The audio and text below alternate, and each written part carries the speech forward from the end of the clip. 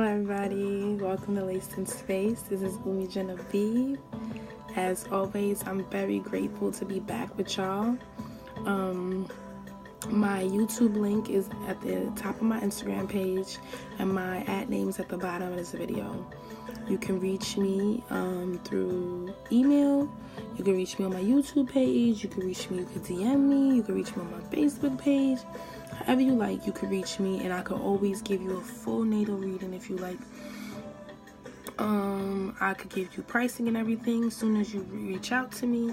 We can do whatever chart you like, a synastry chart, a composite chart, natal chart, your child's chart, whatever you like. I would just advise that it'll be best that you wait till your child's at least 7 years old for me to do your chart.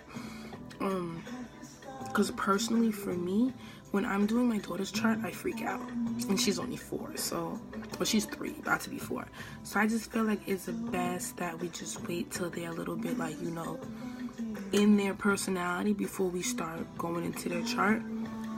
Because sometimes we could subconsciously start treating them a certain way. And everything is energy.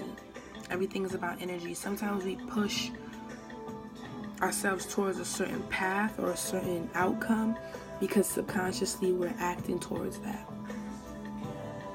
So always know that everything is your choice. You're just given this life and there's a map, but everything is your choice. But enough of that. Today I want to talk about my favorite planet, and it's not my favorite planet, but it's one of my favorite planets. Matter of fact, I love all planets. I think because in your chart, all planets matter. Because whatever sign, whatever planet you have in whatever sign, it's important to your growth. It's your GPS to your wherever your purpose is. But today I want to talk about Venus, because Venus is leaving Aquarius and going into Pisces. And I love this type of energy. Because Pisces is all about unconditional love. Pisces is about just knowing that I love you for real. And I'm not going nowhere. For real. Like Saturn is like that too. But Saturn makes you work for it. Pisces and Venus. Pisces is exalted in Venus. Venus rules Taurus. That's why I love it, because my moon is Taurus. Venus rules Taurus and Libra. But it's 2 different types of Venuses. Venus in Taurus is more like senses and things that they could buy to make them happy. And Libra is more like relationships is what makes them happy. Being in love. See, I have Venus in Libra and my moon's in Taurus. Baby, I'm just full of love.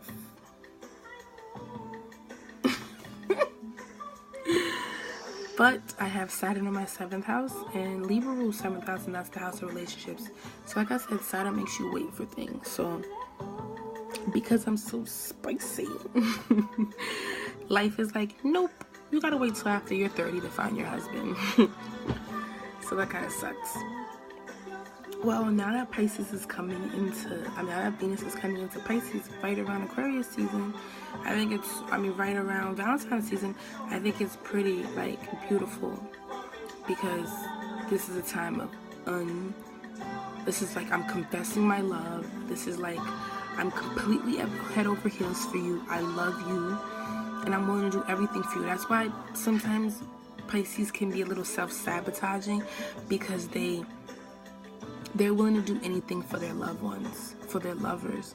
They believe in a love that's almost spiritual, because it rules the 12th house, and the 12th house is also our house of our undoing, our subconscious, our fantasies.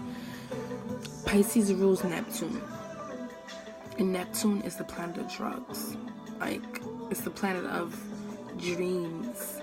So when love meets dreams, it's like this is the love of my life. This is the love I've been fantasizing about. And I think that's why it's so, like, funny that Aquarius season Valentine's Day is during Venus and Pisces, because it's like, we don't normally do this. We don't normally act like this. So this is literally some out of the movie shit. And that's what Pisces is. Pisces is a love that's spiritual, a love that's self-sabotaging, a love that can become, you could become a slave to. Because the other side of Pisces is Venus. That's the opposite of it. I mean, Virgo. Sorry, I apologize. The other side of Pisces is Virgo. And Virgos are very anxious. But they're anxious because they're highly critical. And they can become a slave to themselves and to others. So with no organization, a Virgo becomes a Pisces. They become messy. They become all over the place. They let themselves go. So it's kind of like Pisces needs to learn how to be like Virgo, and Virgo needs to be learning to be like Pisces, like let go a little bit, chill out. But like I said, this Venus in Pisces, baby, is about to be sweet. Because it's exalted, it's happy to be there. It's a love that you've dreamed of. It's a love that you see in movies. It's a baby making love. Because Venus is women. Venus is like a woman planet, a female, feminine energy planet. So when it meets Pisces, it's like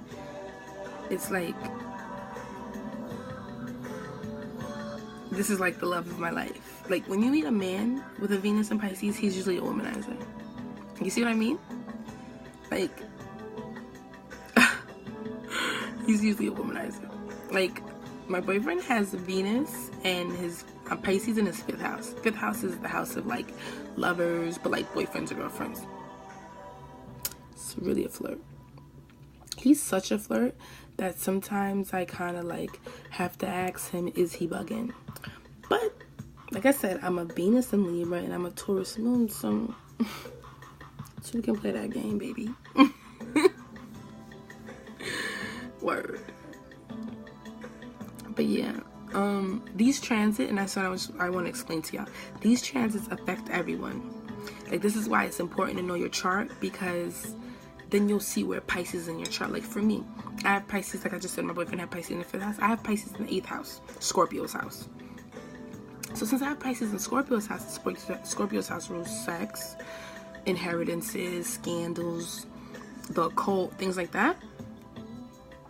I have a love for the occult. It's true. I like tarot cards. I like playing with magic. I like astrology. I like sex magic. I like all that. Like I like and you could feel that energy off of me too. Like when I'm around other people, you could feel a sexual tension on me. And that's because Pisces in this house consumes Scorpio's energy, Scorpio's attributes. Like I know what I'm doing.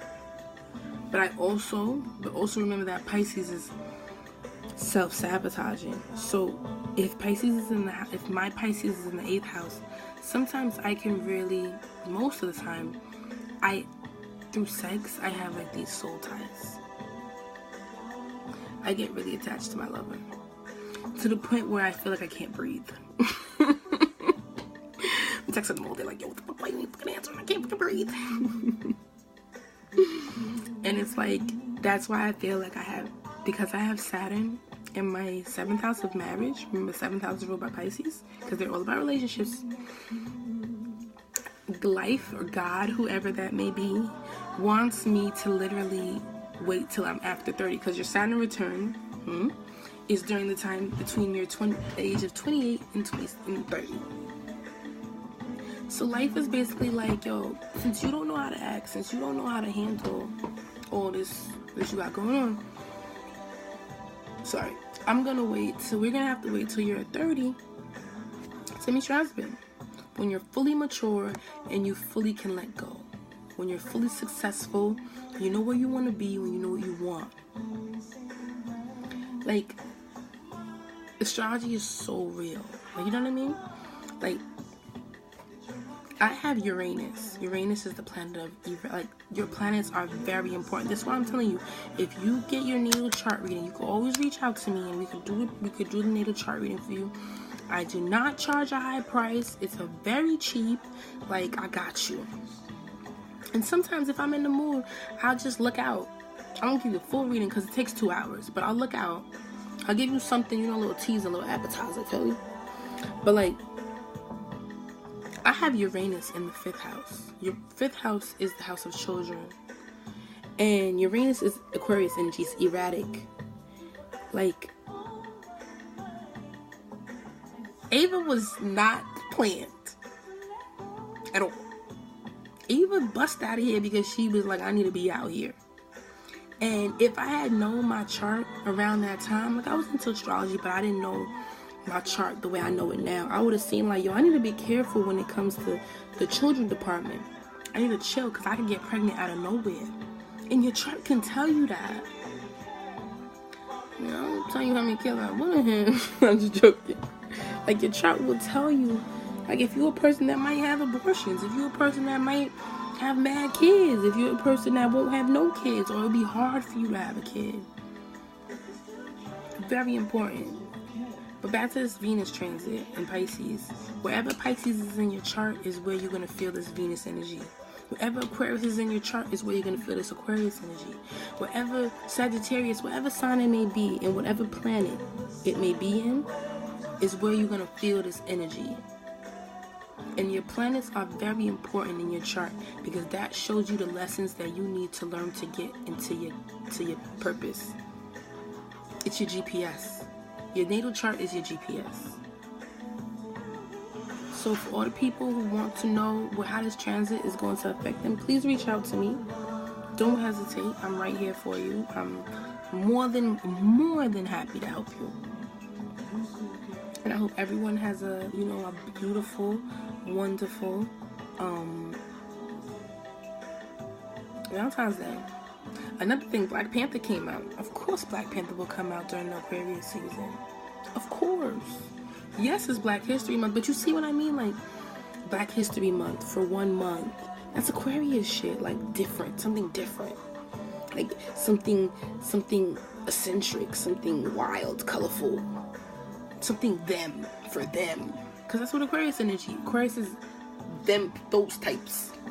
Aquariuses are their own types of people. And that's how the universe sees Black people. So it's them over there. So yeah, everything is a collective. And I just hope that y'all take advantage of this with me. You help me grow, I help you grow. I get better with my readings. I get better with my, just my delivery. I do these videos, and you just enjoy this Pisces transit. This transit is very sexy, very loving, but remember, it's self-sabotaging. It could be self-sabotaging. So don't go overboard. Understand that this will pass in 2 weeks. And then we're going to go into Aries. And Aries Venus is boom. I want you and I want you right now, and that's that. And they get over you quick. As soon as you don't, like Will Smith said, as soon as you don't light their flame their fire, light their flame, they're out of there, because it's a fire sign. Apparently Rihanna has a Venus in Aries. Apparently.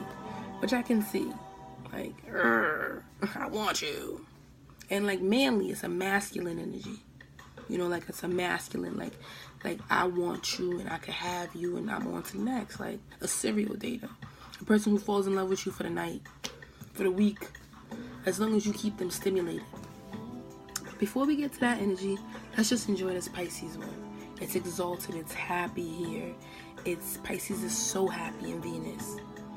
Because it's like, yo, I get to really lose myself. It's like love meeting the movies. It's like oh my God, this is what happens in the movies. And this will be happening for the next week and a half. Yep, maybe 2 weeks. It ranges like 10 days. 10, 12 days.